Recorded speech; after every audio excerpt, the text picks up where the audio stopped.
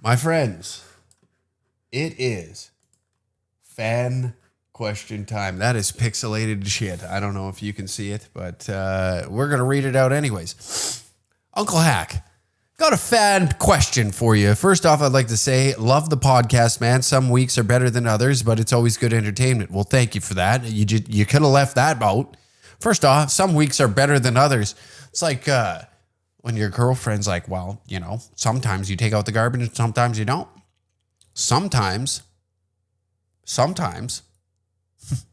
Could have left that out. You could have just got to the question. What an asshole. Good sting. Now the question. Yeah, what you came here for, dipshit. Got a bachelor party coming up for myself, and I'm just looking for tips on how to make sure it's a killer weekend. Got a pretty solid crew going, and a best man I trust like a brother. Just want to make sure it's a killer weekend for all.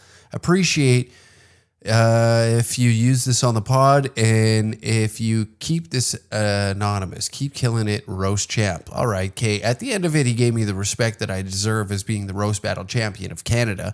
So I can forgive you for the earlier comment of just sliding in a slight gut punch before asking your question. Now the question. Got a bachelor party coming up for myself, and I'm just looking for tips on how to make sure it's a killer weekend. Well, first off, bachelor parties, you know, here's the thing. One way to ruin your bachelor party is to have one of those buck and does where, like, you know, there's always, and this is never a guy's decision, you know. Laid back guys just are like, yeah, whatever, all right, we'll do a buck and doe.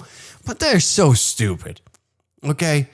Because nothing ruins a fun time like a group of drunk women, right? Unless you want them there, unless they're whores, right? But when it's your soon-to-be wife and you want to go out and have a...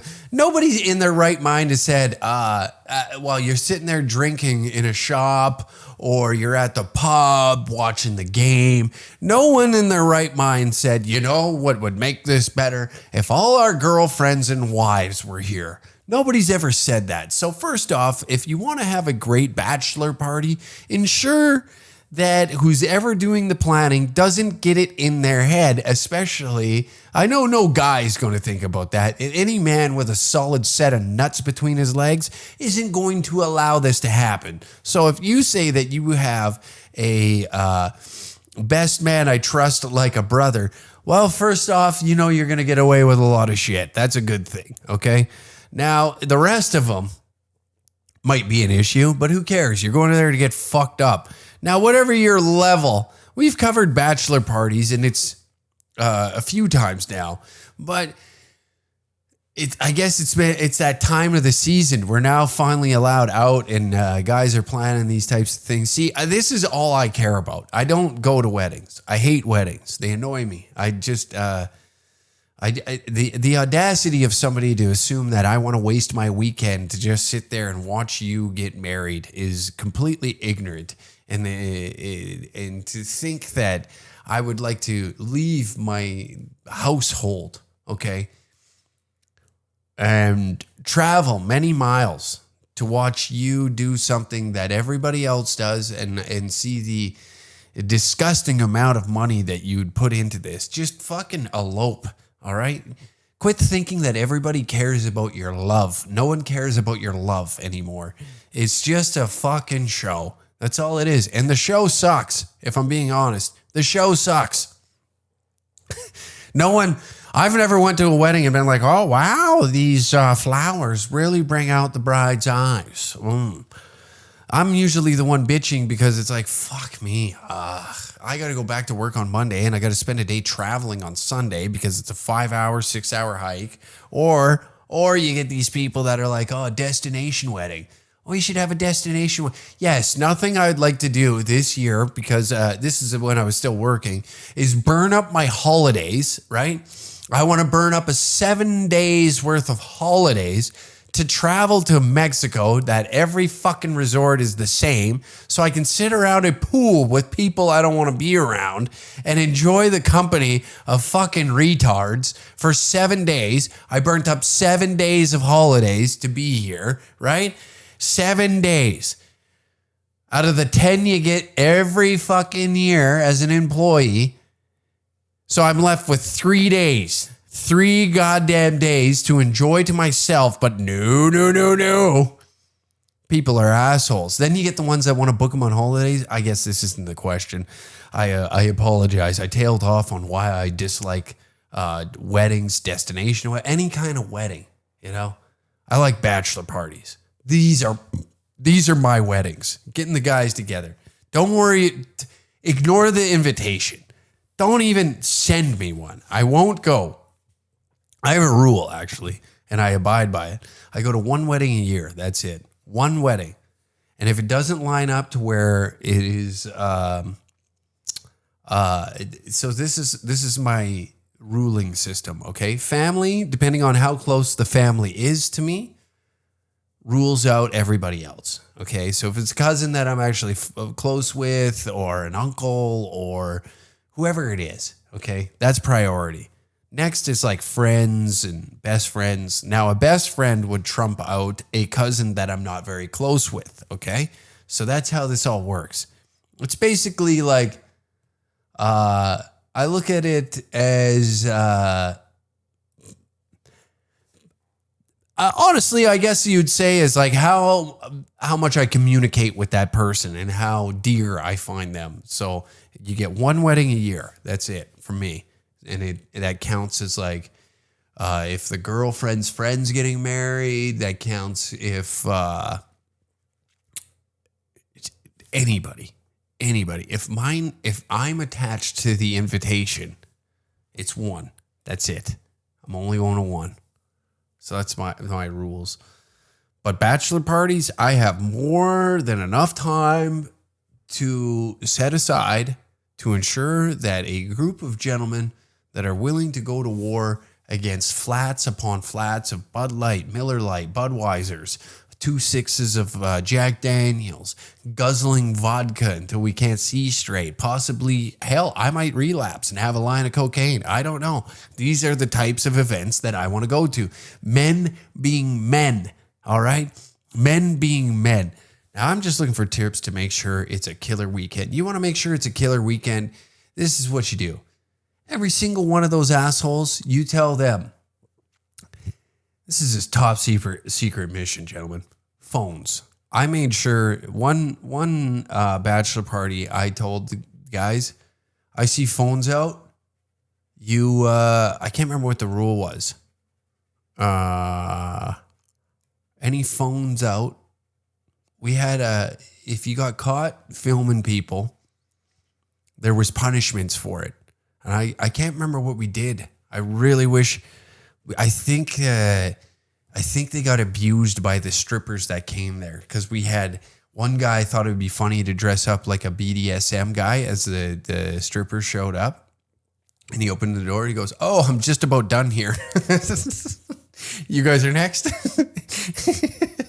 So that was a good sting, but fuck. You gotta set some guys straight, because there's gonna be some nerds in there. There's some snitches. There's some undercover agents. You know, they say that they're your buddy, but then they're snitching. They're telling secrets. They're poking around in the wrong type of neighborhoods. Okay, so we got to get out of that. You got to get that out of the way. You got to set the tone. Okay, set the tone. If you're flying somewhere in the airport, everybody's getting loaded. And if there's a guy that you feel that could possibly be the one to snitch on everybody, you gotta put him in a compromised situation somehow. You got to get him a lap dance, or especially if he's really straight edge, you got to knock the edge off a little bit and get him in some kind of shaky scenarios where he knows that he can't say jack shit. But if you got a good group of dudes who understand what's going on here, you got like a SEAL Team 6 that's going in like this is a fucking mission of getting fucked up, then yes. And I know it's very bro-y of me to say, but this is bonding. This is men being men. This is how we bond. We don't go out and hunt and gather with one another. Or say, well, we still do, I guess, in a way, hunting trips and shit like that. But I'm saying it's not the Neanderthal days, or we're not Homo sapiens in the beginning, where we're just scavenging the fucking planet. No, our missions are different. We bond in different ways than we did back then, and it's still the same form, just different setting and how we do it. Okay, so when you go out on and you set foot on such adventure like a bachelor party, before you're about to give the salute to that man down the aisle. Now, we've watched good men ruin their lives, okay? We've watched great men ruin their lives. You and I both, all right? You and I both have watched some fabulous men walk down the aisle, and all you could think of is, fuck, that's a good man right there. We lost a good soldier today, fellas. And it starts boiling down, It's like an old hockey team. You get these group of gents together, and some have to retire. You get a good Stanley Cup team. This guy's getting a little older. The team can't always be the same. It's just how it goes. Unfortunately, as much as I'd love to have the group of gentlemen that I've went to war with at many bachelor parties stick together and just have those weekends, once a month. It gets rather difficult. Everybody has their own way of going about life, and that's fine. But these right here, for some of these men that I'm speaking of, that this right here is his getaway, okay? Because it's tough. You got to view these too as well for somebody else. It's not just for you, it's for other men as well. This is, again, a bonding situation. Now, see, it's hard, right? It's hard for you as a married man to be like, oh, we got a little bit of a trip coming up. That fantasy football league that I'm in. Women don't take that serious. Now, they take weddings serious. So use this right here to your advantage. The bachelor party is part of the wedding process, okay? So those trips, those guy trips that you dreamed of planning. It doesn't matter what you're doing as long as you're doing something together. See, I will be honest. Bachelor parties, we don't need to go horseback riding, and then we'll go back and drink a bottle of wine and then the jacuzzi, and then we'll go for dinner at, maybe 8:30. I was thinking maybe like 8:30, but we don't want to get too drunk because then it might ruin, because I got dinner plans for us at this specific restaurant at this specific time that we all need to be ready for. And then maybe after, I was thinking that we could go for a walk at this one fountain that everybody takes pictures at, right? I was thinking none of that. You want to know what this is? You want to know what a bachelor party is? It's gentlemen getting away for a weekend. 2, 3, 4 days, whatever it is. Fishing trip. Hey, we're going to Arizona to watch a football game in November. Hey, we're going to go down and pull our trailers down to the river, and we're just going to get fish and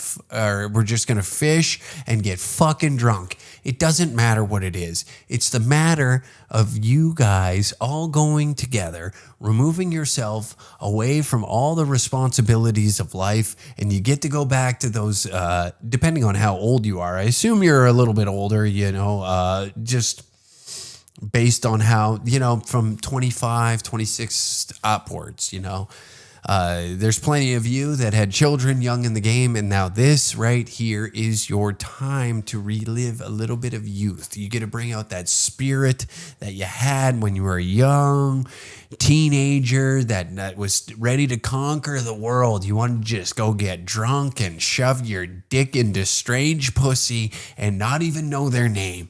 Not saying that you have to do this. I'm saying that this is the same attitude that you can go into that weekend with, that joyfulness of youth, right? You don't have any responsibilities. You don't have to take care of anything. You can sit and drink beer for 3 days straight. You don't have to do jack shit. You're just with gents. You and the gents going to war against a goddamn flat of Budweiser.